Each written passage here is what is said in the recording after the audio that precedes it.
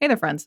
So, if you are looking for some kind of alternative to the traditional reading trackers like Goodreads or Storygraph or Fable, because a lot of them are run by not great companies, and other ones use generative AI, which most people don't like, myself included.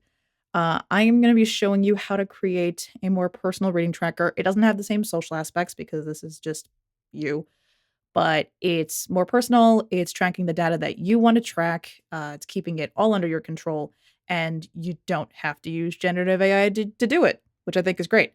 And so I'm going to be doing that with Notion. It's a program that I like to use. Full disclaimer, Notion does have AI as an option to utilize their services, but you don't have to use it. I am not going to. Mostly what it's there for is to kind of either suggest layouts or you can use it to help with your writing if you're writing things out. I don't personally use it and I won't be using it for the purposes of this video. Everything you see me generate is completely done by me. The script is completely written by me. No AI has been utilized in the making of this video. So, with that said, I am going to be showing you how to create your own reading tracker in Notion. And this is just going to be a basic overview of how Notion databases work. You can create hubs. We'll also do some linked view stuff, as well as showing you how to utilize buttons to kind of automate some of these processes when you're generating new things for your databases. And everything I talk about, there'll be timestamps, so you can jump around. If all you want to learn to do is how to make buttons, the timestamp will be there.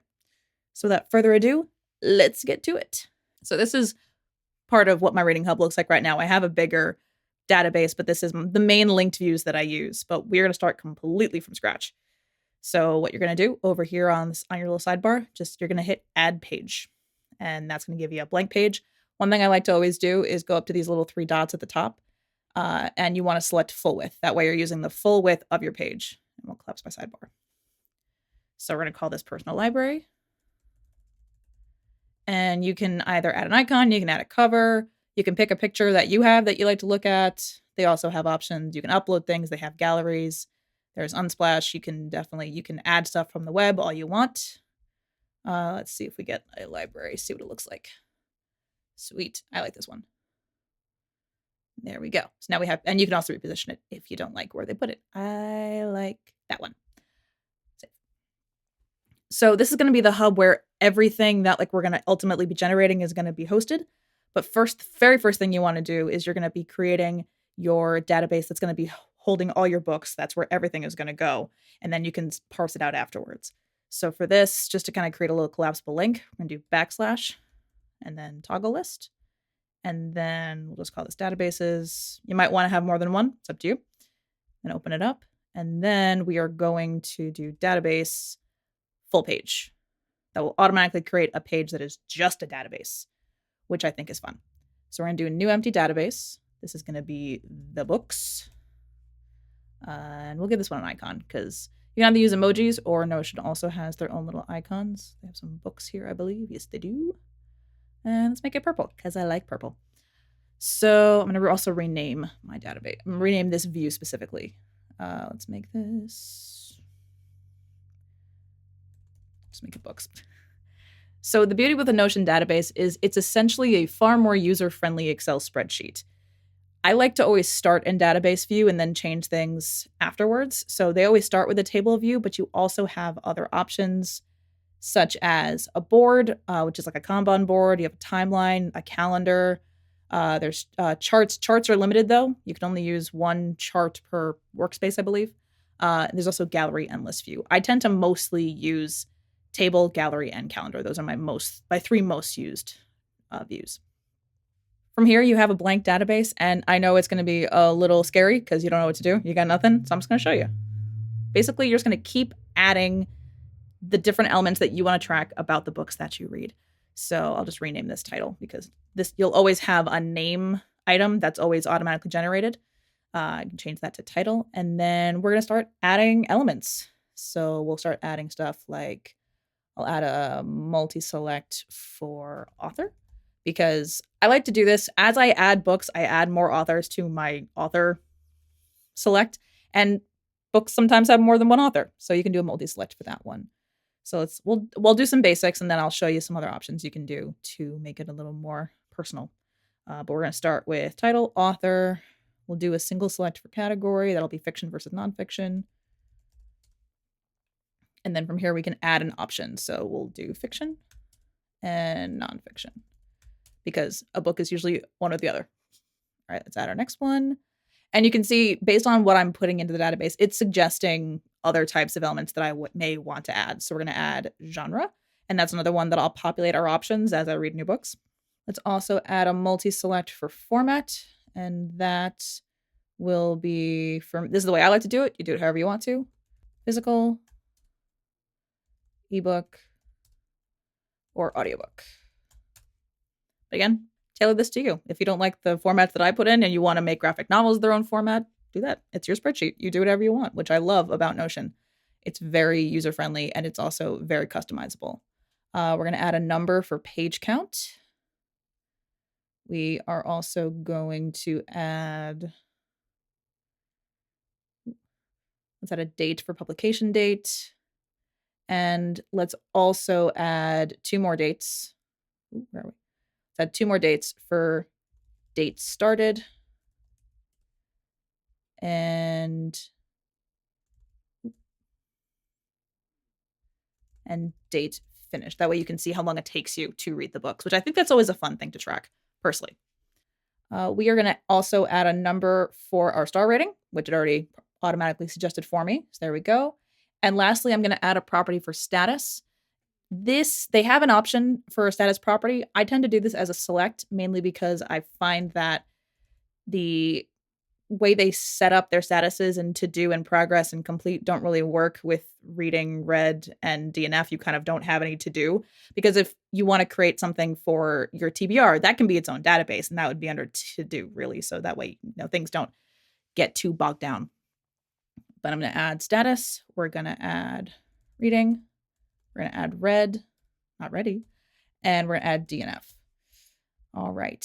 So these are our different properties, and every time you open a new page, they're all going to be all the way at the top here. And that's your basic properties. For categories, I had 2 that were nonfiction and fiction. So a good way to kind of minimize how much you have to do things that are going to happen every single time is to create a template. So this is what I like to do. I usually create one for nonfiction and for fiction. So this is going to be a new fiction book.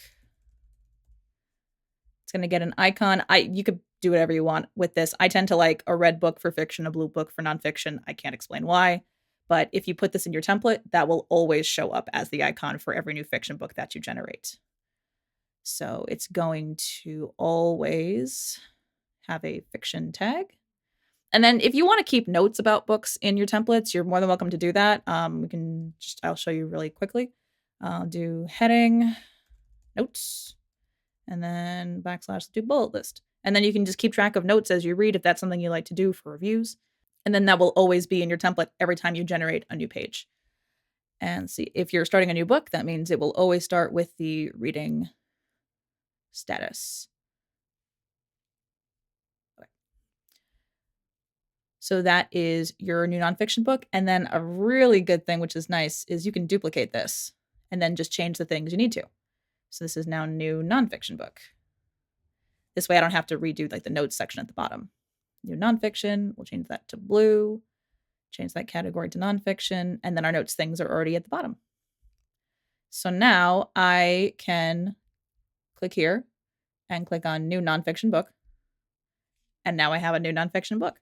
So I will go through setting this up with you, and then I'll pause and come back and do a bunch of other ones so you can kind of see how filters are going to work. So let's say new nonfiction book. Let's say I started reading My Best Friend's Honeymoon. So that is by Meryl Wilsner.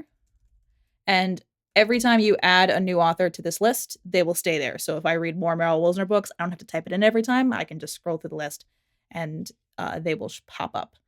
Right, I started reading that today. And then when I'm done reading it, I will add the done reading.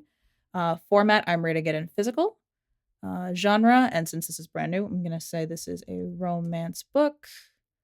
It's 288 pages. This comes out, to be fair, this is a bad example because this book hasn't come out yet, but it comes out on April 29th. And I'm reading it, so I have no rating. So you can see everything gets filled out that way. And you can always rearrange this if you want. So if you want, say you want date started and date finished to be at the front because they're easier to find that way, you can do that. You can rearrange them. You can resize them because they don't have the ones that are just tags don't have to be super big. And there you go. So I will populate a few more rows and then we'll come back. So I've got a couple of books here. They're in a not necessarily order that makes any sense. So what I like to do is in my main database of books, I tend to have them sorted by the date started. So if we do this date started, ascending, now the books are in order from when I started them. We have one in 2024 and then two in 2025. But this is just an ongoing list of books that I've read without any semblance of order or structure. So I tend to like to have a master database and then at least views of the years. The best way I found to do this is to create a little property, which you can show in your database or not, but you'll always know that it's there, year read. And then you just make that different years. So I'm going to need 2024 and 2025. And that makes filtering much easier. So this one at the top is our 2024 read. And then these two are 2025. So now I can create views that will allow me to filter based on the year that I read them in. So I'm going to create a new table. And I'm going to put that sort back on by date started. And then I'll add a filter. And I will filter by year read and 2024. And now I'll only see books from 2024. And we'll rename this one 2024. And I'll make a new one for 2025 with those same sorts and filters. Sort by date started, filter by year read. So this is a great way to just start with your main database and just kind of get your long running list of books that you're reading. As you can see, as I was editing, I added a thing for hours for audiobooks as well as narrator because I like to track those kinds of things. But this is just an ongoing list. So what are we going to do about that? So if we go back to the personal library where we created this little link, you can create something called linked views. So I can see specific views of this database depending on what I want to look at. So I like to have them side by side, a reading and a read. And I'll show you how to make those. So we'll do a backslash. First, we'll add a heading just to kind of keep everything organized. Because when it comes to layouts, headings are going to be your best friend because headings can get sorted into columns. And I'll show you how that looks in a second. Do heading, reading, and then I'll do another one for read. Notion will basically default to making everything one giant list. But you can sort these things into different columns. So I'm gonna click on the little dragger thing over here, and I'm just gonna move this all the way to the side next to reading and click. And now we have our two columns, which makes life a little bit easier. So underneath reading, we're gonna do backslash linked view of database. And then it'll start asking us what we want to link to. So we're gonna link to the books, and it's gonna generate your entire database or as many items as it will list. And this view is new. So we're going to rename this reading. We'll add that sort back in because I like that sort. Just do that every time. It's a good way to just get in the habit of it. And then we are going to filter by status. Status is reading. Now I'll only see the books that I'm currently in the middle of, that I haven't put a date finished on. And we'll do the same thing under read, just with a different filter.